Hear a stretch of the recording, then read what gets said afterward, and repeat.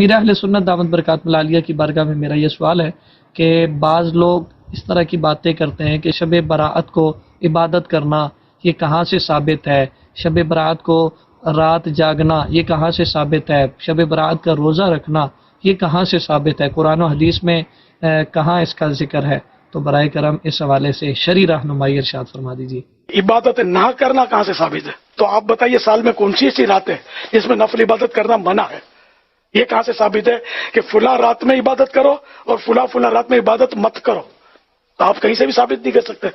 روزانہ رات عبادت کرنا شرعن درست ہے، جائز ہے، تو کسی چیز کا منع نہ ہونا یہ ذہن میں رکھے، جس کام سے شریعت نے منع نہیں کیا وہ چیز جائز ہوتی ہے، یہ شریعت کا اصول ہے، ٹھیک ہے نا؟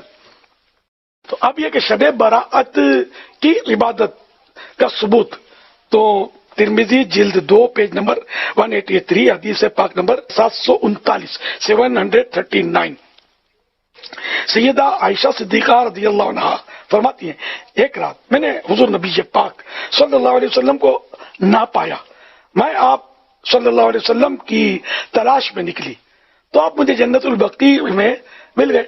نبی اکرم صلی اللہ علیہ وسلم نے فرمایا بے شک اللہ پاک شعبان کی 15ویں رات آسمان دنیا پر تجلی فرماتا ہے، بس قبیلہ بنی کلب کی بکریوں کے بالوں سے بھی زیادہ لوگوں کو بخش دیتا ہے۔ تو مرآت المناجی جلد 2 پیج نمبر 290 پر اس کی شرح میں لکھا ہے معلوم ہوا کہ شب براءت یعنی شعبان کی 15ویں رات میں عبادات کرنا، قبرستان جانا سنت ہے۔ کہ پیارے آقا صلی اللہ علیہ وسلم جنت البقیع قبرستان 15ویں رات وہاں ملے، تشریف لے گئے تھے۔ اور بھی کئی روایات ہیں۔ شب براءت یعنی نجات کی رات، اس میں عذاب قبر سے چھٹکارے کی رات، کفر پر خاتمہ ہونے سے چھٹکارے کی رات، برے خاتمے سے نجات کی رات، نزع کی سختیوں سے نجات کی رات، عذاب قبر سے نجات کی رات، عذاب جہنم سے نجات کی رات، دکھوں اور مصیبتوں سے نجات کی رات، ہر طرح کی آفات و بلیات سے یہ نجات کی رات ہے۔ اور اس رات جو ہے نا یہ قسمت کے فیصلے ہوتے ہیں، سارا سال آئندہ کیا کیا اس کے ساتھ ہونا ہے یہ مطلب لکھا جاتا ہے۔ اس کے لیے کون آئندہ سال حج کرے گا اس فہرست میں اس کا نام، حاجی کا نام لکھا جاتا ہے۔ کون آئندہ سال یعنی آئندہ شب برات سے قبل مرے گا اس کا نام بھی لکھا جاتا ہے۔ کس کو کتنا رزق آئندہ سال دیا جائے گا یہ بھی اس میں لکھا جاتا ہے۔ تو بہرحال یہ کہ بڑی نازک رات ہے، اہم رات ہے، مگر افسوس کہ بندہ غفلت میں پڑا رہ جاتا ہے۔ تو یہ جو شب برات کی جتنی بھی احادیث ہیں ان میں سے کوئی بھی حدیث ہے بھی وہ گنتی کی ہیں 5-6 احادیث ہیں، بلکہ وہ کہنا چاہیے کہ احادیث کیا ہیں وہ یعنی سند کے ساتھ روایتیں بیان ہوئی ہیں نبی علیہ السلام کے ریفرنس سے، کوئی بھی اصول محدثین کے اوپر صحت کے درجے پہ نہیں ہے۔ لیکن اس ساری ڈسکشن کا سب سے خطرناک پہلو یہ ہے کہ شب برات کے بارے میں یعنی 14 اور 15 کی درمیانی رات جسے ہم 15ویں رات کہتے ہیں شعبان کی، جو کلیم کیا جا رہا ہے نا کہ اس رات میں تقدیر کے فیصلے ہوتے ہیں، رزق لکھ دیا جاتا ہے، کس نے مرنا ہے کس نے پیدا ہونا ہے، یہ ساری باتیں لکھ دی جاتی ہیں، یہ سارے کے سارے کلیم، حتیٰ کہ یہاں تک کلیم کیا جاتا ہے جی قرآن 2 دفعہ نازل ہوا ہے، ایک دفعہ لوح محفوظ سے جو ہے وہ پہلے آسمان پہ اور اس کے بعد پہلے آسمان سے نیچے، وہ کہتے ہیں وہ جو پہلے والا اوپر والا حصہ نازل ہوا ہے وہ بھی اس رات میں ہوا ہے۔ یہ سارے کے سارے کلیم قرآن کی روح سے بالکل غلط ہے۔ قرآن حکیم کو آپ پڑھیں گے تو یہ سارے کے سارے کلیمز آپ کو شب قدر کے بارے میں ملیں گے۔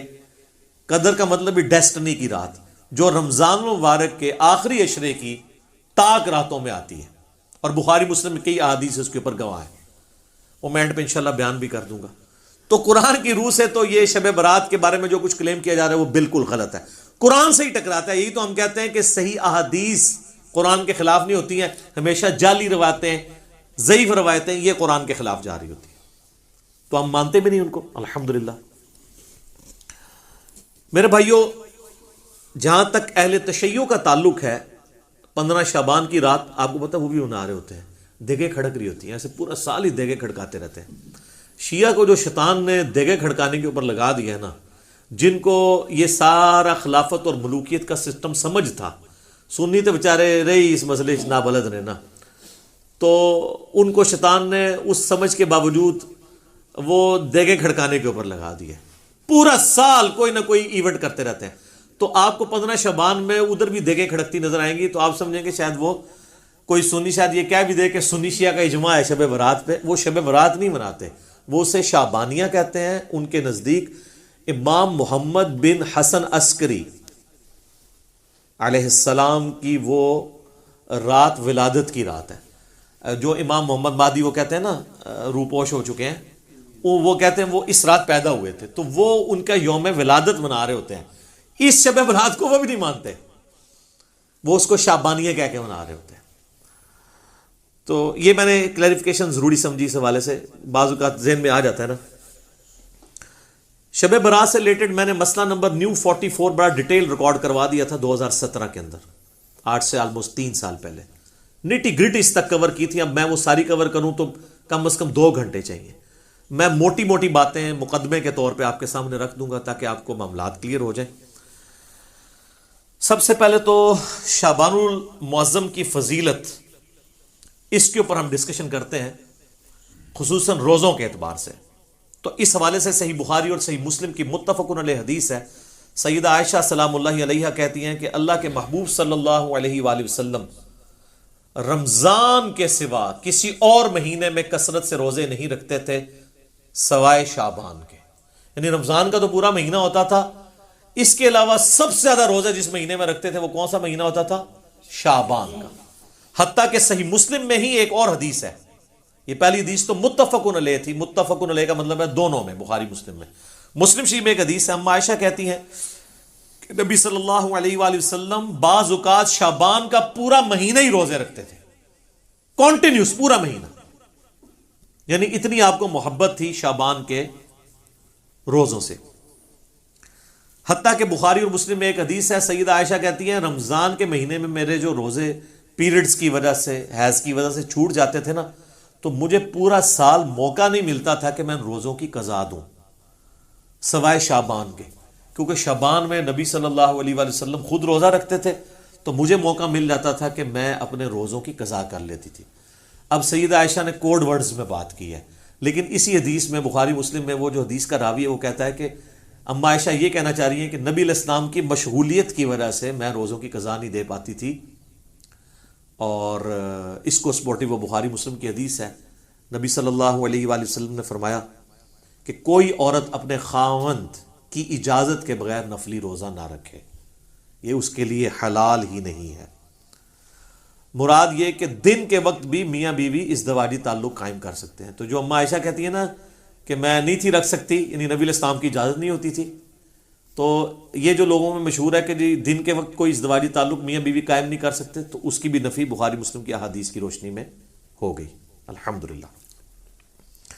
اب یہ روزے رکھنے کی وجہ کیا تھی, اس کو سپورٹو وہ حدیث ہے شعبان کے حوالے سے, سنن نسائی میں انٹرنیشنل نمبرنگ کے مطابق 2359 اور مشکات المصابی میں فٹ نوٹ پہ لکھی ہے 1305 نمبر جو حدیث ہے مشکات میں, اس کے فٹ نوٹ پہ شیخ زبیل زئی صاحب نے اس حدیث کی تصحیح کی ہے, اور اس حدیث کو شیخ البانی نے بھی صحیح کہا ہے. کون سی حدیث؟ جو سنن نسائی میں 2359 نمبر ہے, کہ اسامہ ابن زید کہتے ہیں کہ ہم نے نبی علیہ السلام سے پوچھا اے اللہ کے محبوب صلی اللہ علیہ وآلہ وسلم, ہم نے آپ کو شعبان کے مہینے میں اتنے کثرت سے روزے رکھتے ہوئے دیکھا ہے کہ رمضان کے سوا کسی اور مہینے میں اتنے روزے نہیں رکھتے, تو اس کی وجہ کیا ہے؟ تو آپ صلی اللہ علیہ وآلہ وسلم نے فرمایا کہ یہ جو مہینہ ہے جو رجب اور رمضان کے درمیان آتا ہے. یہ آپ نے بات کیوں کی؟ رجب حرمت والا مہینہ اور رمضان ویسے ہی فضیلت والا مہینہ. تو حضور بتانا چاہ رہے ہیں کہ یہ دو فضیلت والے مہینوں کے سینٹر میں جو مہینہ آتا ہے نا, یہ بھی بہت فضیلت والا ہے.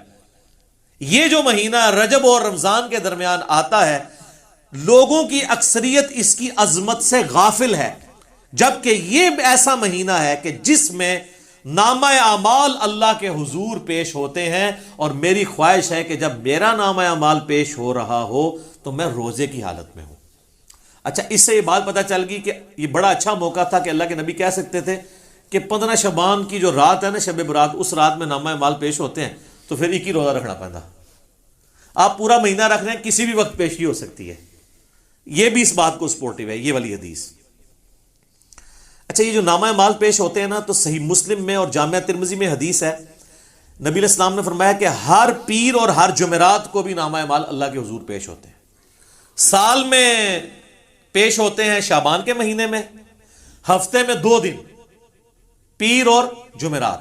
حتیٰ کہ مسلم شریف میں حدیث ہے نبی علیہ السلام تو پیر اور جمعرات کا روزہ بھی رکھتے تھے اسی وجہ سے. اور ایک اور وجہ تھی جو مسلم شریف میں ہی آتا ہے، جب پوچھا گیا آپ پیر کا روزہ کیوں رکھتے ہیں تو آپ نے فرمایا فیہ ولدت و فیہ انزل علیہ، اس دن میں پیدا ہوا اور اس دن مجھ پہ پہلی وحی نازل ہوئی. یعنی جشن ولادت مصطفیٰ صلی اللہ علیہ وآلہ وسلم اور جشن نزول قرآن، یہ دونوں نبی علیہ السلام مناتے تھے. صحیح مسلم میں یہ حدیث موجود ہے، پیر کا روزہ رکھ کے. تو یہ ہفتے میں 2 دن نامہ اعمال، کون کون سے دن؟ پیر اور جمعرات. اچھا روزانہ بھی نامہ اعمال پیش ہوتے ہیں سر. بخاری مسلم دونوں میں حدیث ہے، وہ بڑی مشہور حدیث کہ فجر کے وقت فرشتے آتے ہیں، وہ عصر کے وقت واپس چلے جاتے ہیں، اور عصر والے فجر کے وقت. اللہ پوچھتا ہے میرے بندوں کو کس حال میں پایا؟ تو کہتے ہیں جب گئے تھے فجر پڑھ رہے تھے تو آئے تھے تو عصر پڑھ رہے تھے. دوسرے کہتے ہیں جب گئے تھے تو عصر پڑھ رہے تھے تو آئے تھے تو فجر پڑھ رہے تھے. تو روزانہ بھی 2 دفعہ نامہ اعمال پیش ہوتے ہیں. لہٰذا ان چیزوں کو مکس نہیں کرنا چاہیے. میں ساتھ ساتھ کلیریفائی کر رہا ہوں. آپ دیکھیں آپ کتنے اہم ہیں. پوری کی پوری جو مخلوقات ہیں وہ انسان کی خدمت میں لگی ہوئی ہیں. فرشتے بھی یہی کام کر رہے ہیں کہ اللہ کو رپورٹ کر رہے ہیں کہ تیرا فلاں بندہ یہ کر رہا ہے، یہ کر رہا ہے. یعنی یہ ساری کی ساری انسانیت اللہ تعالیٰ کی یعنی کریشن کا کلائمیکس ہے. لقد خلقنا الانسان فی احسن تقویم. اللہ تعالیٰ نے اس کو بہترین تقویم کے اوپر پیدا کیا الحمدللہ. اچھا میرے بھائیو، شعبان المعظم سمیت باقی سارے مہینوں میں 11 روزے تو اللہ کے نبی علیہ السلام ان احادیث کے تحت رکھ لیتے تھے. 8 روزے تو بن گئے نا. اگر آپ ایک مہینے میں 4 لگائیں، ہفتے 4 ہی ہوں گے نا، 28 دن ہوں گے تو 4 میں آپ 4 پیر اور 4 جمعرات کتنے ہو گئے؟ 8. اور 3 روزے ایام 20 کے، جب چاند گول ہو جاتا ہے، 13، 14 اور 15 چاند کی. ایام 20 کا روزہ اسے کہتے ہیں جب خوب روشن ہو. یعنی اس کو روشنی کے لیے لفظ 20 کا لفظ استعمال ہوتا ہے. عربی میں کہیں گے تو بعد ہے، بیض بنے گا، اور اردو میں ایام 20. تو وہ 13، 14، 15 کے، اس کو سپورٹیو حدیث ہے بخاری مسلم دونوں میں. سیدنا ابو ہریرہ کہتے ہیں مجھے نبی صلی اللہ علیہ وآلہ وسلم نے وصیت کی تھی 3 کاموں کی. نمبر 1 مہینے میں 3 روزے. نمبر 2 روزانہ اشراق کی نماز. اسی کو چاشت بھی کہتے ہیں، اسی کو دوحہ بھی کہتے ہیں، اسی کو اوابین بھی کہتے ہیں. یہ جو مغرب والی اوابین ہے نا، یہ بابوں کی ہے. تو پھر ہم کیوں نہ عرض کریں کہ مرنے سے پہلے اے مسلمان کر لے اس پہ غور. کتابوں کا خدا اور ہے، بابوں کا خدا اور. مسلم شریف میں اوابین کی نماز چاشت اور اشراق کی نماز کو کہا گیا، توبہ کرنے والوں کی نماز. تو 3 کاموں کی نصیحت کی. نمبر 1 3 روزے مہینے میں. نمبر 2 اشراق کی نماز یا چاشت کی نماز یا دوحہ کی نماز یا اوابین کی نماز روزانہ 2 نفل. اور تیسرا سونے سے پہلے وتر. ویسے افضل تو آخری پہر میں ہے، لیکن جو آخری پہر میں نہ اٹھ سکتا اس کے لیے افضل ہے رات کو سونے سے پہلے وتر پڑھ لے. صحیح مسلم میں حدیث ہے، عائشہ کہتی ہے کہ نبی علیہ السلام کم از کم مہینے میں 3 روزے ضرور رکھا کرتے تھے، اور بعض اوقات اس چیز کی بھی پرواہ نہیں کرتے تھے کہ وہ دن کون سے ہیں. یعنی عمومی عمل تو 13، 14، 15 کا تھا. اس کے علاوہ بھی آپ 3 کی گنتی آپ نے پوری کرنی ہوتی تھی اگر کبھی رہ بھی جائے، لیکن عمومی عمل وہی تھا. اس کو سپورٹیو حدیث سنن نسائی میں ابن عباس رضی اللہ تعالیٰ عنہ کہتے ہیں کہ نبی علیہ السلام سفر میں بھی اور حضر میں بھی ایام 20، 13، 14، 15 کے روزہ نہیں چھوڑتے تھے. یعنی آپ علیہ السلام کو ان روزوں سے اتنی محبت تھی. اور بخاری اور مسلم دونوں میں حدیث ہے کہ مہینے میں 3 روزے رکھنے والا، یہ ایام 20 کے، خواہ وہ 13، 14، 15 کو رکھ لیے جائیں یا کبھی کسی بھی وقت رکھ لیے جائیں، یہ بھی آسانی دے دی ہے. پورے مہینے میں کبھی 3 کی گنتی، چاہے کٹھی پوری کریں، الگ کر کے پوری کریں. بخاری مسلم کے الفاظ ہیں جو یہ 3 روزے رکھ لے گا وہ گویا ایسا ہے کہ اس نے ہمیشہ کے روزے رکھے ہیں. سبحان اللہ. لیکن مشکل ہے یہ کام بھی. 36 روزے یہ بھی بن جاتے ہیں سال کے، تو آڑے سے سان کام دس دینے. تو صحیح مسلم میں، جامعہ ترمذی میں، سنن ابی داؤد میں، سنن نسائی میں، سنن ابن ماجہ میں، 5 کتابوں میں. یہ جو 6 پڑھی ہیں نا، مشکات میں بھی آ گیا، وہ تو اسی کے نوٹس ہیں نا. یہ جو آپ کے سامنے 7 کتابیں پڑھی ہیں، اس میں سے صرف بخاری کو نکال دیں، باقی ساری کتابوں میں حدیث ہے، انکلوڈنگ صحیح مسلم، کہ نبی علیہ السلام نے فرمایا جس نے رمضان مبارک کے روزے رکھے اس کے بعد شوال کے 6 روزے رکھ لیے، وہ گویا ایسا ہے کہ اس نے زمانے بھر کے، پورے سال کے، پوری زندگی کے روزے رکھ لیے. الحمدللہ، کتنی بڑی آسانی ہے. اور اس میں یہ بھی شرط نہیں ہے کہ آپ نے ساتھ ہی شروع کرنے ہیں، اور یہ بھی شرط نہیں کہ ایک ساتھ رکھ لیں باقی بعد میں رکھ لیں. پورے مہینے میں جس وقت مرضی رکھ لیں. ساتھ رکھنے کا یہ فائدہ ہوتا ہے، ایک روٹین بنی ہوتی ہے تو رکھے جاتے ہیں. الحمدللہ میں جب سے یعنی بالغ ہوا ہوں، روزے رکھ رہا ہوں، ہم ساتھ ہی کوشش کرتے ہیں کہ یہ روزے مکمل کر لی جائے، تاکہ یہ پورے مہینہ 3 روزے نہیں رکھ سکتے تو یہ 6 روزے رکھ کے تو ہمیشہ کے روزوں کا ثواب کمائیں. جی اچھا، یہ بعض لوگ پریشان ہوتے ہیں کہ یار مشقت کم ہو رہی ہے، ثواب زیادہ، یہ کیسے پاسبل ہے؟ سر، اللہ تعالیٰ نے نبی علیہ السلام کو ہر طرح کے لوگوں کے لیے پیغمبر بنا کے بھیجا ہے، آسانیاں بھی رکھی ہیں. ایک آپ کو اور بڑی آسانی بتاؤں جو میں اس کو آج فیل کر سک رہا ہوں. میری سالوں روٹین تھی، یہ میں کوئی تکبر کے طور پہ نہیں بتا رہا، صرف سمجھانے کے لیے. فجر سے اشراق تک مسجد میں بیٹھنے کی ایک بڑا پرسکون وقت ہوتا ہے، بندہ اذکار کر لیتا ہے.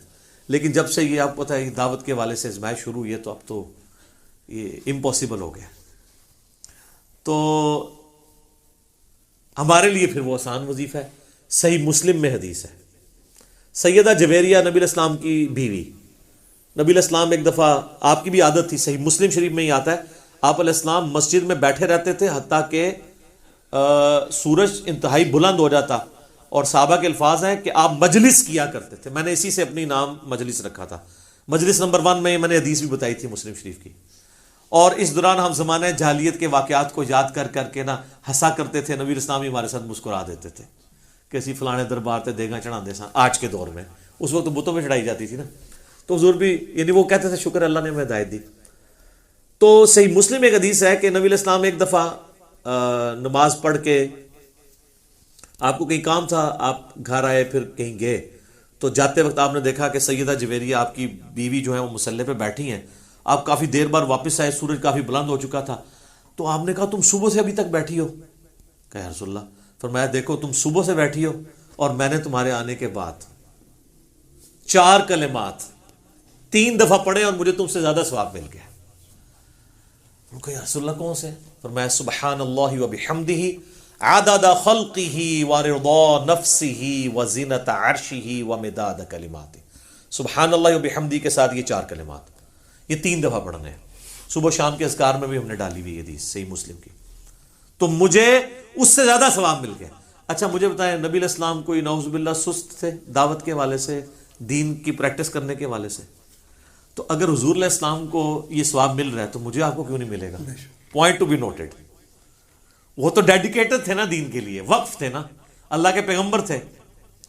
اگر یہ سب کچھ ہونے کے باوجود وہ بھی یہ سکپ کریں اور ان کو ثواب ملے، ہم تو پھر بھی اپنی دنیاوی کمزوریوں کی وجہ سے، مجبوریوں کی وجہ سے یعنی یہ اہتمام نہ کر سکیں تو ہمیں تو بدرجہ اولیٰ مل جائے گا، تو یہ ثواب اس سے زیادہ ثواب مل جائے گا.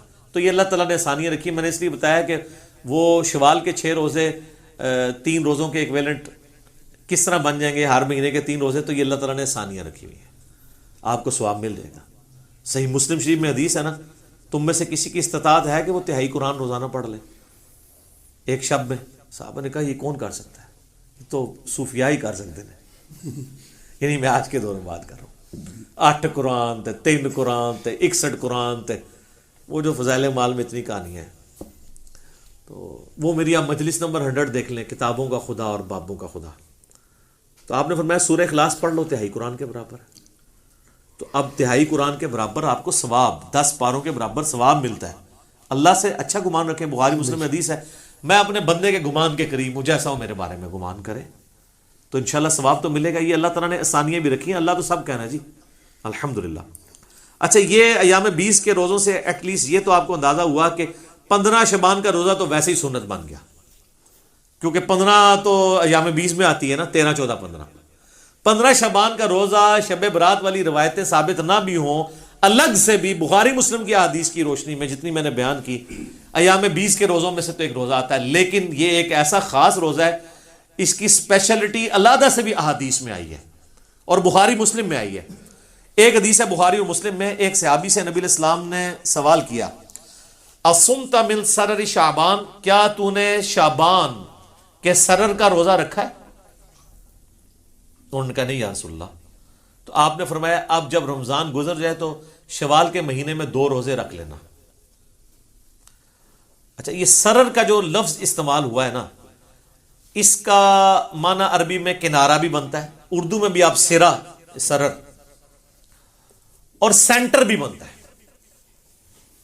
اس حدیث میں کلیئر نہیں کہ نبی علیہ السلام کس روزے کی بات کر رہے تھے, پہلے اشرے کا آخری روزہ یا آخری اشرے کا آخری روزہ یا درمیانے کا آخری روزہ یا درمیان والا روزہ, کون سا روزہ. اس کو سپورٹیو ایک حدیث ہے صحیح مسلم میں 2745 انٹرنیشنل نمبرنگ کے مطابق, اس میں الفاظ ہیں کہ سرتی ھذا الشہر, اس مہینے شعبان کے جو سرہ کا, سرہ کسے کہتے ہیں عربی میں؟ ناف کو, نیول, وہ نا فوق السرہ اور تحت السرہ, ناف کے نیچے ناف کے اوپر. اللہ سرہ نہیں ہے, فوق ہے, فوق اینو کہتے ہیں, اللہ ہوتا ہے ایگزیکٹ, اپون اینڈ بلو, نٹ آن. تو یہ بھی آلموسٹ سینٹر آف گریوٹی بن رہا ہوتا ہے جسم کا, سینٹر. تو ناف کا, شعبان کے ناف کا روزہ رکھا ہے. تو اچھا, یہ لفظ جو ہے نا وہ کھوکھلی چیز کے لیے بھی استعمال ہوتا ہے, اس لیے سینٹر کے لیے بھی استعمال ہوتا ہے. تو وہ جو کسی ایک چیز کو اندر سے ہالو کیا جائے وہ بھی سینٹر بن رہا ہوتا ہے. تو اس سے 15 شعبان کا روزہ ہی ثابت ہوتا ہے, اور اس میں میرا تفرد نہیں ہے. اہل سنت میں ایک بہت بڑا ایک مکتب فکر جو اہل حدیث سے نکلا ہے, جماعت المسلمین والے, وہ تو اس روزے کو واجب کہتے ہیں. ہم اسے واجب نہیں سمجھتے, سنت ہے. وہ کہتے ہیں وہ جو نبی اسلام نے کہا تھا اگر چھوٹ کے تو 2 رکھنا, تو ہم کہتے ہیں وہ تو خاص لوگوں کے لیے آپ نے فرما دیا, امت کے لیے عام نہیں فرمایا, امت کے لیے نہیں, ان کے لیے. وہ تو نابینے کو بھی بخاری مسلم میں آتا ہے, آپ نے کہا تھا اذان کی آواز آتی ہے, نماز مسجد میں ہی پڑھنی ہے.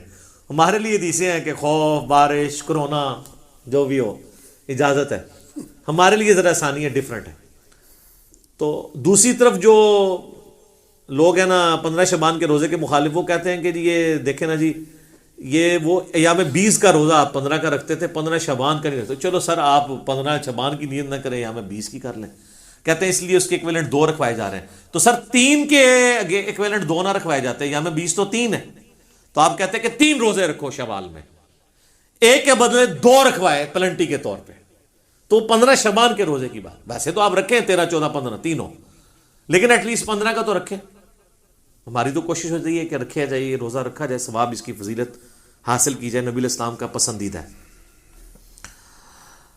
اب میرے بھائیوں, ایک اور حدیث جو جامعہ ترمذی میں اور سنن ابن ماجہ میں موجود ہے کہ نبی علیہ السلام فرمایا کہ جب شعبان کا نصف گزر جائے تو پھر کسی کے لیے جائز نہیں کہ وہ روزہ رکھے.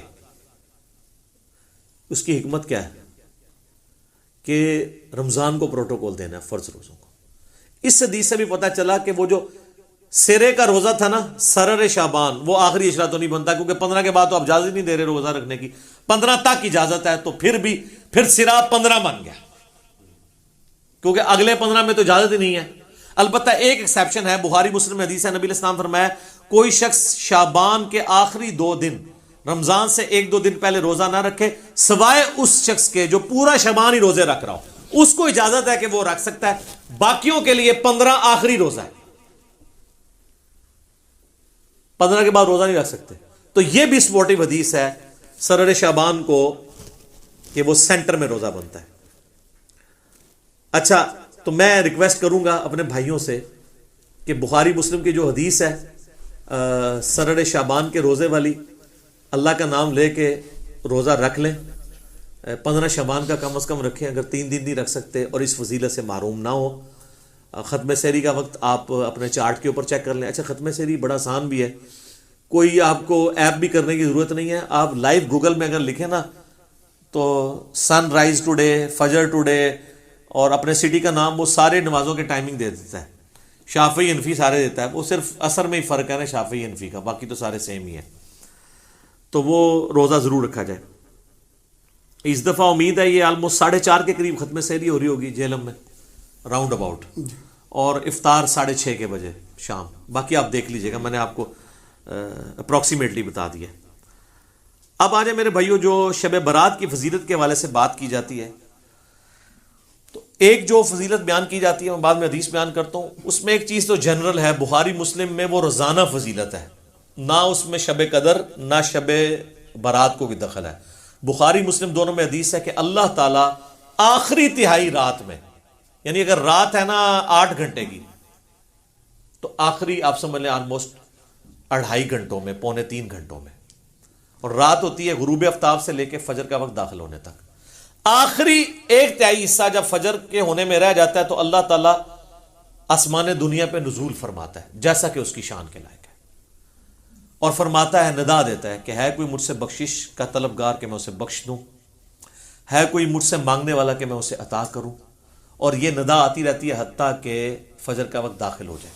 تو یہ تو روزانہ ہو رہا ہے، اس میں نہ رمضان کی لیلۃ القدر کو کوئی دخل ہے، نہ ان کی بنائی ہوئی شب برات کو کوئی دخل ہے، یہ تو روزانہ ہی ہے شب قدر، البتہ آخری تہائی رات میں۔ شب قدر جو رمضان والی فضیلت ہے وہ یہ ہے کہ غروب آفتاب سے لے کے فجر تک پوری رات وہ رہتی ہے فضیلت، تو وہ تو ایک رات ہے نا، باقی تو ہر رات میں اللہ تعالیٰ آسمان دنیا پہ نزول فرماتا ہے جیسا کہ اس کی شان کے لائق ہے۔ اس کی کوئی تفصیل نہیں کہ جی آج جناب امریکہ میں اس وقت دن ہے تو ادھر رات ہو گئی ہے تو کتنے ہے، یہ متشابہات ہیں، یہ ہمارے فریم آف ریفرنس سے بات ہے، باہر ہے یہ چیزیں، ان کے اوپر، ان باتوں کے اوپر ہمیں ڈسکشن سے منع کیا گیا ہے، متشابہات کے اوپر۔ سورہ ال عمران کی آیت نمبر 7 ہے کہ جن لوگوں کے دلوں میں ٹیڑھ پن ہوتا ہے وہ متشابہات کے پیچھے لگتے ہیں، ہمارے پاس ڈیٹا ہی نہیں ہے اس کا، اس لیے اس کو ویل لیفٹ کرنا چاہیے۔ تو وہ حدیث بڑی مشہور حدیث ہے، جامعہ ترمذی میں 739 انٹرنیشنل نمبر کے مطابق، سنن ابن ماجہ میں 1389 اور مشکات میں بھی موجود ہے 1299، اور اس حدیث کے ساتھ مزے کی بات ہے امام ترمذی نے اس کے اوپر جرح کر کے ساتھ لکھا ہے یہ روایت منقطع ہے، نہ تابعی کی ملاقات تبع تابعی سے ثابت ہے، نہ تابعی کی ملاقات صحابی سے ثابت ہے، 2 انقطاع ہیں۔ حتیٰ کہ امام ترمذی نے اس حدیث کے ساتھ لکھا ہے کہ میں نے اپنے استاد امام بخاری سے یہ پوچھا تو امام بخاری بھی اس حدیث کو ضعیف بتاتے تھے، امام بخاری بھی ترمذی بھی۔ اور ڈاکٹر طاہر القادری صاحب اپنے شب برات کے لیکچر میں یہ حدیث ترمذی سے کھول کے پڑھ رہے، کہتے ہیں ترمذی پڑھ رہا ہوں صحاح ستہ میں سے، اور وہ حدیث پڑھنے کے بعد نا اینڈ پہ ٹھٹک گئے، کیونکہ اس کے بعد لکھا ہوا تھا، ان کو تو پتا تھا نا کہ امام ترمذی کہہ رہے کہ نہ میرے نزدیک یہ روایت ٹھیک ہے نہ امام بخاری کے نزدیک۔ تو ڈاکٹر صاحب ہم تو آپ کے دلائل بھی سامنے رکھتے ہیں، آپ ذرا جرت کرتے ہیں نا اور لکھتے کہ امام ترمذی نے اور بخاری نے کہانی کرائی ہے، میں وڈا کوئی اسکالر ہوں محدث ہوں۔ ویسے تو آپ البانی کے اوپر بھی جرا کرتے ہیں کہ البانی کو کیا اختیار ہے کہ جن حدیثوں کو امام بخاری یا امام ترمذی لے کے ہیں تو یہ ضعیف کہہ دے یا صحیح کہہ دے، تو آپ نے بھی تو یہی کام ڈالا ہے امت کے ساتھ، آپ نے وہ کیوں نہیں آگے پڑھا؟ پڑھے، حتیٰ کہ مشکات نے 1299 پہ انہوں نے بھی جب لی نا، انہوں نے امام ترمذی اور امام بخاری کے کمنٹ ساتھ نقل کیے ہیں، یہ شب برات والی حدیث کے ساتھ ترمذی کے ریفرنس سے لی، 739 ترمذی، سنن ابن ماجہ 1389، مشکات 1299، وہ بڑی مشہور حدیث کے سیدہ عائشہ کہتی ہیں، یہ روایت مطلب کمزور ہے، میں بیان کر رہا ہوں، ایک رات نبی علیہ السلام کو ہم نے بستر پہ غائب پایا، تو میں اٹھی، میں نے یہ گمان کیا کہ اللہ کے نبی علیہ السلام کسی اور بیوی کے پاس نہ چلے گئے ہوں، تو میں نے دیکھا آپ بقیع غرقد میں گئے ہیں، اور وہاں پہ نبی علیہ السلام کو میں نے جب پایا تو آپ نے فرمایا عائشہ تم نے کیا سمجھا کہ اللہ اور اس کا رسول تم سے خیانت کریں گے، یعنی میں کسی اور بیوی کے پاس چلا جاؤں گا؟ آپ صلی اللہ علیہ وآلہ وسلم نے فرمایا عائشہ یہ آج شعبان کی 15ویں رات ہے، اس رات اللہ تعالیٰ آسمان دنیا پہ تجلی فرماتا ہے اور بنی کلب کی بکریوں کے بالوں کے برابر لوگوں کی مغفرت کر دیتا ہے۔ تو یہ وہ حدیث ہے۔ ویسے قبرستان جانا ٹھیک ہے، مسلم شریف میں اوپر تلے 10 احادیث ہیں، اسی کو سپورٹی بالکل اسی طرح کی ایک حدیث ہے جس میں اما عائشہ نبی علیہ السلام کے پیچھے گئی ہیں، تو اس میں وہ کہتی ہیں کہ نبی علیہ السلام نے بقیع غرقد کے مردوں پہ 3 دفعہ یوں ہاتھ اٹھا کے دعا کی۔ قبرستان میں ہاتھ اٹھا کے دعا کرنا بھی سنت، رات کے وقت جانا بھی سنت، اور اس میں آگے الفاظ ہیں کہ جبرائیل علیہ السلام میرے پاس اللہ کا پیغام لے کے آئے تھے کہ بقیع غرقد والوں کے لیے دعا کرو مغفرت کی۔ نبی علیہ السلام نے قبرستان جانا ٹھیک ہے، وہ عام دنوں میں آپ جائیں، اس دنوں میں لوگ وہ پھولوں والوں کی بھی چاندی ہوئی ہوتی ہے، کس طرح ٹریفک بلاک ہوئی ہوتی ہے اور لوگ جا رہے ہوتے ہیں، اس ایک خاص رات میں جانا کوئی ثابت نہیں ہے، ویسے آپ ضرور جائیں۔ اچھا، تو یہ حدیث کمزور، اس کے علاوہ تو بہت کمزور ہے، یہی سب سے مضبوط ہے جو پیش کرتے ہیں۔ ایک سنن ابن ماجہ میں 1390 ہے اور مشکات میں 1306 ہے، جسے البانی نے ضعیف جمع ضعیف لگا کے حسن درجے تک پہنچایا کہ جی اس رات اللہ تعالیٰ سب کی مغفرت کر دیتا ہے سوائے شرک والے کے اور مسلمانوں کا کینہ دل میں رکھنے والے کے. تو البانی نے حسن کہہ دیا تو وہ بریلوی کہتے ہیں جی البانی صاحب نے حسن کہا ہے. البانی صاحب نے ضعیف جمع ضعیف حسن کہا ہے، حالانکہ انتہائی ضعیف روایت ہے. اس میں 2 سکم ہے. نمبر 1 2 راوی ہیں، دونوں ان نون ہیں، مجہول، زبیر بھی اور عبد الرحمن بھی. دوسرا سکم ہے کہ 2 راوی ابن لہیہ اور ولید دونوں مدلس ہیں اور ان سے روایت کر رہے ہیں، اور مسلم کے مقدمے میں لکھا ہے کہ مدلس کی ان والی روایت سما کی تصحیح کے بغیر ضعیف ہوگی. تو یہ شیخ زبیر صاحب نے اسی لیے مشکات کی 1306 کے نیچے لکھا ہے کہ ظلمات میں ڈوبی ہوئی روایت ہے یہ، یعنی یہ ضعیف نہیں ہے، پکی ضعیف ہے. اب البانی صاحب نے اس کو حسن کہہ دیا تو وہ لوگ بیان کر رہے ہوتے ہیں، اور اہل حدیث یہ 2 نمبری کرتے ہیں کہ بریلویوں پہ گرج رہے ہوتے ہیں. میں نے ایک دفعہ 4-5 سال پرانی بات ہے، شاید اس سے بھی زیادہ، ایک اہل حدیث شب برات پہ گرج رہا ہے، بریلویوں نے نکال لی ہے. میں نے اس کو ایک پرچی لکھ کے بھیجی کہ آپ کے البانی صاحب نے بھی حسن کہا ہوا ہے، تھوڑا ان کے بارے میں بھی فرما دیں. تو کوئی اس نے پڑھ کے سائڈ پہ رکھ دی. بعد میں نے اس کو کہا، وہ کہتا جی کیوں مروانے لگے ہیں مجھے. ٹھیک ہے، اسی لیے تو ہم کہتے ہیں کہ مرنے سے پہلے اے مسلمان کر لے اس پہ غور. کتابوں کا خدا اور ہے، بابوں کا خدا اور. کتابوں کا دین اور ہے، بابوں کا دین اور کتابوں کا جہاں اور ہے، بابوں کا جہاں اور. اس کا ایک وکھرا ہی جہاں ہوتا ہے بابے کا، وہ ایک وکھرا ہی جہاں ہوتا ہے. اس جہاں کا مزہ ہی نہیں ہوتا. صحیح کہتے ہیں، ٹھیک ہے جی. وہ ایک امیجنیشن والا جہاں ہوتا ہے، ٹھیک ہے، ایلین ہوتا ہے، ٹھیک ہے، وہ کچھ بھی نہیں ہے، ہائپوتھیٹیکل ہوتا ہے. تو وہ انہوں نے کہا کہ نہیں وہ تو بابے سب کو پیارے ہوتے ہیں جناب، یہ بابے ایسا بڑا فتنہ ہے. تو یہ روایت جو ہے بالکل کمزور ہے جو یہ پیش کرتے ہیں، اور اس کو سپورٹنگ وہ حدیث ہے جو صحیح مسلم میں ہے 2684 اور مشکات میں 2052. نبی علیہ السلام نے فرمایا تم میں سے کوئی شخص بھی شب جمعہ کو عبادت کے لیے اور جمعے کے دن کو روزے کے لیے مخصوص نہ کرے. جس طرح یہودیوں نے ہفتے کے دن کو مخصوص کر لیا، عیسائیوں نے اتوار کو، نبی علیہ السلام نے آپ کو جمعہ مخصوص کرنے سے منع فرما دیا سوائے جتنا بتایا ہے. شب جمعہ کو بھی مخصوص نہ کرو، نہ جمعے کے دن کو روزے کے لیے، الا یہ آگے الفاظ ہیں کہ کوئی شخص پہلے سے رکھ رہا ہو روزہ، یعنی جمعرات کے ساتھ جمعے کا روزہ رکھ سکتے ہیں یا جمعے کے ساتھ ہفتے کا، چھڑا جمعے دا نہیں. تو جو لوگ کہتے ہیں یار بیچارے شب برات میں عبادت بھی کر رہے ہیں، خیر ہے انہوں نے اگر ایک عبادت کے لیے مخصوص کیا ہے، کوئی ناچ گانا تو نہیں کر رہے، تو نبی علیہ السلام نے تو جمعے کے دن کو عبادت کے لیے مخصوص کرنے سے منع کر دیا ہے، روزے کے اعتبار سے اور شب جمعہ کو جس کی فضیلت تھی. تمام جمعے کا دن صحیح مسلم میں آتا ہے کہ یہ تمام دنوں کا سردار ہے. اس دن آدم علیہ السلام پیدا ہوئے اور اس دن قیامت بھی قائم ہوگی. اور ابو داؤد ترمذی میں حدیث ہے کہ جمعے کے دن مجھ پہ کثرت سے درود پڑھو، تمہارا درود مجھ پہ پیش کیا جائے گا. یہ یوم مشہود ہے. صحابہ نے کہا جب آپ علیہ السلام فوت ہو جائیں گے اور آپ کی ہڈیاں مٹی میں مل جائیں گی، اللہ اکبر کبیرہ، 295 سیل آدھے نہیں تھوڑے مولویوں نے. حضور نے کوئی گستاخی نہیں فرمایا. اللہ تعالیٰ نے حرام کیا ہے مٹی کے لیے کہ وہ نبیوں کے جسموں کو کھائے. ان اللہ حرم علی الارض ان تاکل اجساد الانبیاء. تو نبی جو ہیں ان کے جسم سلامت ہے. اس سے مسئلہ بھی تو کلیئر ہو گیا نا. تو جمعے کا دن اتنا بابرکت دن ہے درود شریف کے حوالے سے، ہر اعتبار سے اسے بھی کہا گیا مخصوص اس حوالے سے نہیں کرنا، نہ شب جمعہ کو. پھر جو میں نے شروع میں بات کی تھی کہ قرآن حکیم کا مقدمہ تو اس کو سپورٹ ہی نہیں کرتا. یہ شب برات کی فضیلت میں قرآن کی جو آیت لے کے آتے ہیں نا، وہ سورہ الدخان سورت نمبر 44، اسی میں نے مسئلہ 44 رکھا تھا. اس کی شروع کی 6 آیات، اعوذ باللہ من الشیطان الرجیم، حامیم والکتاب المبین انا انزلناہ فی لیلۃ مبارکۃ انا کنا منذرین فیہا یفرق کل امر حکیم. حامیم، اس کتاب مقدس کی قسم، ہم نے بے شک اس قرآن کو ایک بابرکت رات میں اتارا ہے، اور جس رات میں اللہ کی قدرت کے کام اللہ تعالیٰ یعنی فرشتوں کو اسائنمنٹس بانٹ دیتا ہے اور اپنے رب کی طرف سے یہ چیزیں نازل ہوتی ہیں، ہم بھی فرشتوں کو بھیجنے والے ہوتے ہیں. یہ کہتے ہیں جی یہ وہ رات ہے جو شب برات ہے. ہم کہتے ہیں یار قرآن خود بتا رہا ہے کہ وہ رات جس میں اللہ تعالیٰ نے قرآن نازل کیا وہ رات کون سی ہے؟ قرآن میں تو 2 راتیں تو نہیں آئی ہیں. وہ کہتے ہیں 2 راتیں ہیں، ایک میں نا لوح محفوظ سے پہلے سامان پہ آئی ہے، دوسرے سے نیچے آئی ہے. تو قرآن تو ایک رات کو ہی جانتا ہے، دوسری رات کو تو جانتا ہی نہیں قرآن.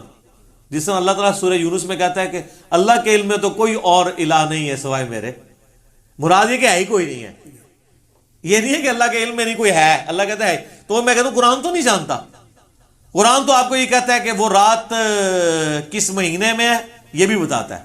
سورۃ البقرہ آیت نمبر 185 شہر رمضان الذی انزل فیہ القرآن انزل فیہ القرآن ھدی للناس وبینات من الہدی والفرقان.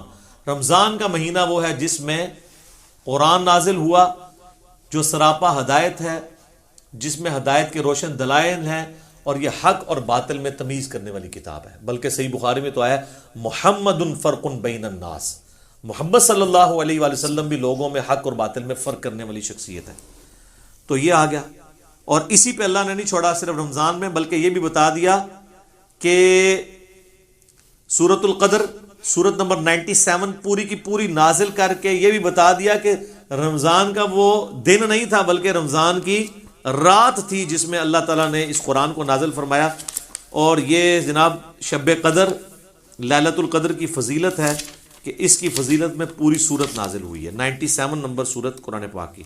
اعوذ باللہ من الشیطان الرجیم بسم اللہ الرحمن الرحیم. انا انزلناہ فی لیلۃ القدر, بے شک ہم نے اس قرآن کو نازل کیا فیصلوں والی رات میں, ڈیسٹنی والی رات میں, عزت والی رات میں. یہ تمام ترجمے درست ہیں. وما ادراک ما لیلۃ القدر, اور تم کیا جانو کہ وہ عزت والی رات کون سی رات ہے, کیا اس کی اہمیت ہے. لیلۃ القدر خیر من الف شہر, یہ ایسی رات ہے جو 1000 مہینوں پر بھاری ہے. 80 سال سے زیادہ کا ثواب ملتا ہے اس ایک رات میں عبادت کرنے کا. تو 80 سال تو عمر ہی بڑے لوگوں کی کم ہوتی ہے, کم لوگوں کی. تنزل الملائکۃ والروح فیہا باذن ربہم, اس رات میں فرشتے نازل ہوتے ہیں اور روح قدس جبرائیل علیہ السلام بھی اپنے رب کے اذن سے, من کل امر, ہر طرح کا کام لے کے. وہی جو آیا تھا فیہا یفرق کل امر حکیم, جو یہ کہتے ہیں جناب آج پتے کٹ جانے دیں, وہ سر وہ پتے کٹتے تھے شب قدر وچ, شب برات وچ نہیں. سلام, یہ رات سراپا سلامتی ہے. ہی حتی مطلع الفجر, اور یہ سلامتی کا سلسلہ فجر کے وقت داخل ہونے تک جاری رہتا ہے. تو اس کی خصوصیت ہے کہ مغرب سے لے کے فجر تک رہتا ہے. باقی بخاری مسلم میں روزانہ ہی رہتا ہے لیکن آخری 1/3 رات کے اندر. پھر بخاری و مسلم دونوں میں حدیث ہے, نبی صلی اللہ علیہ وآلہ وسلم نے فرمایا جس نے ایمان اور احتساب کے ساتھ شب قدر کا قیام کیا اللہ تعالیٰ اس کے پچھلے سارے گناہ معاف کر دے گا. جناب کتنی بڑی فضیلت ہے. اور اس کا بھی شارٹ کٹ آپ کو بتا دیتے ہیں. صحیح مسلم میں حدیث ہے, سیدنا عثمان غنی رضی اللہ تعالیٰ عنہ علیہ السلام کہتے ہیں کہ میں نے خود نبی علیہ السلام سے سنا تھا جس نے عشاء کی نماز جماعت سے ادا کی بشرطے کہ اس کی رکعت فوت نہ ہو, وہ جماعت شمار ہوگی. چاروں رکھتے گویا اس نے آدھی رات کا قیام کیا. اور جس نے پھر فجر بھی جماعت سے پڑھ لی, کوئی رکعت فوت نہ ہو, تو پوری رات کا قیام. تو جو شخص رمضان کے اندر عشاء اور فجر کی نماز رکعت فوت ہوئے بغیر جماعت سے پڑھ لے, اسے روزانہ طاق کیا جفت بھی آپ سارے بناتے جائیں, آپ اہتمام کریں تو آپ کو پوری رات کے قیام کا ثواب ملے گا. جس طرح میں نے بتایا مسلم شریف میں حدیث ہے کہ اشراق تک بیٹھنے سے زیادہ ثواب ہے. سبحان اللہ وبحمدہ عدد خلقہ ورضا نفسہ وزنۃ عرشہ ومداد کلماتہ. اور مسلم شریف میں حدیث ہے شوال کے 6 روزوں کا ثواب گویا پورے سال کے روزوں کا ثواب ہے, رمضان کے بعد رکھ لیے جائے. شارٹ کٹس بھی اللہ تعالیٰ نے ہمیں دیے ہیں آسانی کے لیے تاکہ جو سست الوجود لوگ ہیں وہ اس سے فائدہ اٹھا سکیں. اور بخاری مسلم دونوں میں حدیث ہے, نبی علیہ السلام نے فرمایا کہ بڑی لمبی حدیث ہے, آپ نے پہلے 10 دن اعتکاف کیا, پھر آپ نے حجرے سے سر مبارک باہر نکالا, فرمایا اس عشرے میں وہ رات نہیں ہے. پھر اگلے 10 دن فرمایا اس میں بھی نہیں ہے, بیچ میں روزے کے بعد نکلے. پھر آخری 10 دن میں آپ کو رات ملی تو آپ نے فرمایا کہ تم رمضان مبارک کے آخری عشرے میں سے اس کی طاق راتوں میں تلاش کرو, یعنی 21ویں 23ویں 25ویں 27ویں اور 29ویں جو آخری عشرے کی طاق راتیں بنتی ہیں. بہتر ہے جفت بھی کر لیں کیونکہ چاند کے بھی جھگڑے یہاں پہ رہتے ہیں, بہتر ہے پورا رمضان ہی کریں اور اس شب قدر کی فضیلت کو, لیلۃ القدر کی فضیلت کو حاصل کریں. یہ جتنی باتیں آپ کو بتا رہے ہوتے ہیں جس رات کے بارے میں وہ رمضان کے آخری عشرے میں آنی ہے. یہ شب برات والی روایتیں بالکل کمزور ہیں. ایک جو شعب الایمان امام بیہقی کی کتاب میں ایک تابعی سے صحیح سند سے ثابت ہے, مقبول تابعی, وہ یہ کہتے ہیں کہ اس رات اللہ تعالیٰ آسمان دنیا پہ نزول فرماتا ہے، یعنی شعبان کی 15ویں رات، اور جو لوگوں سے بغض نہیں رکھتے اور شرک نہیں کرتے ان کے سوا، یعنی ان لوگوں کو اللہ تعالیٰ بخش دیتا ہے، ان کے سوا باقی لوگوں کی بخشش نہیں ہوتی. لیکن یہ تابعی کا قول ہے، اور امام مسلم نے مقدمے میں لکھا ہے کہ تابعی اگر صحابی کا نام لیے بغیر، سند بیان کیے بغیر روایت بیان کرے گا تو وہ روایت مردود ہوگی، کیونکہ سند پوری نہیں. کیونکہ اکثر روایتیں تو تابعین کے ذریعے امت کے اندر آئی ہیں نا، جو غلط روایتیں ہیں، ہوتا شیطان ان کو بتا گیا ہو. ہاں جی، عبداللہ ابن مسعود صحیح مسلم کے مقدمے میں آتا ہے، عبداللہ ابن مسعود کہتے ہیں بعض اوقات شیطان کسی مجمع میں اتر کے حدیث بیان کر کے چلا جاتا ہے اور تمہیں پتہ نہیں ہوتا یہ بندہ کون ہے. تو جب تک پوری تحقیق نہ ہو حدیث آگے بیان نہیں ہوگی. جب تک کوئی تابعی یہ نہیں بتاتا کہ نبی علیہ السلام تک اس کا واسطہ کیا ہے تو اس کی روایت مردود ہے، نہیں ایکسیپٹ کی جائے گی. اور تابعین کے دور میں یہ سارا مسئلہ کھڑا ہوا ہے. صحیح مسلم کا مقدمہ پڑھیں. ابن عباس کہتے ہیں ایک زمانہ تھا لوگ آ کے ہمیں کہتے تھے قال رسول اللہ صلی اللہ علیہ وآلہ وسلم، تو ہم اس کی بات بڑی توجہ سے سنتے تھے.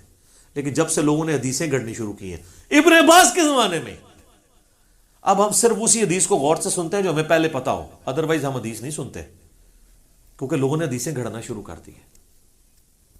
تو امام مسلم نے یہ مقدمہ 92 روایات لکھی ہیں کہ میں یہ مسلم شریف کیوں لکھ رہا ہوں، لوگوں نے کہانیاں بنانی شروع کر دی ہیں.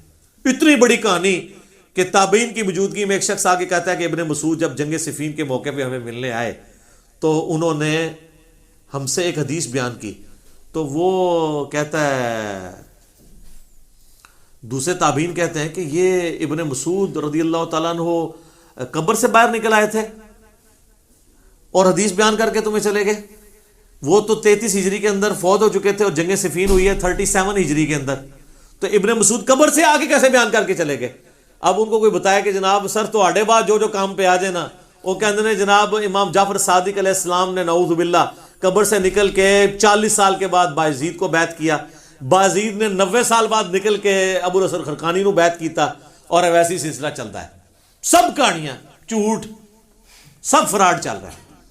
تو جب ہم اس پہ بولتے ہیں تو ان کو غصہ آتا ہے، تو ہم پھر عرض ہی کر سکتے ہیں کیا کہ مرنے سے پہلے اے مسلمان کر لے اس پہ غور، کتابوں کا خدا اور ہے، بابوں کا خدا اور یقین جب جان لے ایک دفعہ بھی تو نے کبھی زندگی میں سے سیریس لیا نا ہماری صدا کو، اور مجلس 100 تو نے دیکھ لی، تیرے اندر سے پھر آواز نکلے گی کیا کہ نہ میں وابی نہ میں بابی، میں ہوں مسلم علمی کتاب. ٹھیک ہو گیا جی، جزاکم اللہ خیر.